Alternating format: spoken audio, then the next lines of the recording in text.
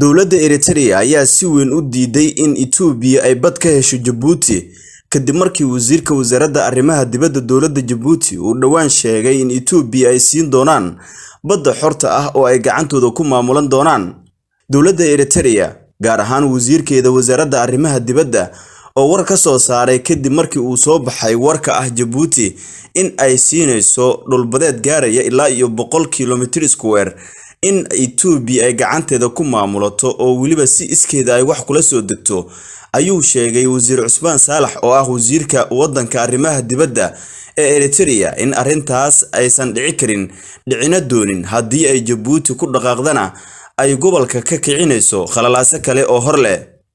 wasiirka arrimaha dibadda Eritrea ayaa sheegay in xaaladda xilligan Ethiopia ay ku jirto ay iyadu isgelisay ayna ahayn in gobolka khalalaasaha ay ka wado aan lagu garabsiin, waxaana uu sheegay in Jabuti haddii ay ka waantoobi weyso arinta la xiriirta siinta badda 100 kilomitir square ee Tajura ayuu ku sheegay in cawaaqib xumo ay ka dhalan karto. wasiir Cusmaan Saalax oo ah wasiirka arrimaha dibadda Eritrea ayaa hadalkiis waxa uu ku soo aadayaa xilli Ethiopia maalmihii ugu dambeeyay dhibaatooyin xooggan ay ka waday gudaha Somalia si bad ay uga hesho, sidoo kalena shacabka Soomaaliyeed ay ku dareemeen khalkhal amni oo aad u xooggan. ciidamo Ethiopian ah oo gudaha Soomaaliya ku sugan ayaa degan wali qayb ka mid ah maamul goboleedyada dalka, iyadoona ay dalbanayso in ay Soomaaliya ka hesho dhulbadeed gaaraya ilaa iyo ku dhawaad 100 kilomitir square oo ay deked ka samaysato, sidoo kalena si iskeeda ay u maamulato. waxaana wararka xilligan soo baxaya ay sheegayaan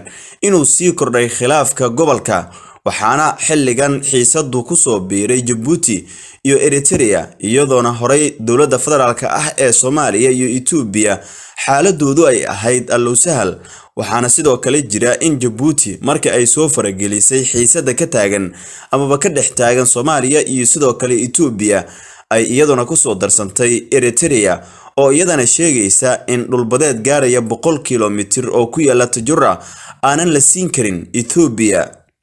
waxaana xilligan xiisada gobolka sidoo kale qayb ka ah dowladda Masar oo iyadana doonaysa in ciidamo dheeraad ah ay keensato Soomaaliya, sidoo kalena ay qayb uga noqoto howlgalka ASAM lagu magacaabo kaasi oo la filayo in lagu dhawaaqo bilowga sanadka 2025 maadaama dowladda Masar ciidamo ama saraakiil hordhac u ah ay joogaan gudaha Soomaaliya, taasi oo Eritrea ama Ethiopia cabsi weyn ku xoojisay ama ku biirisay.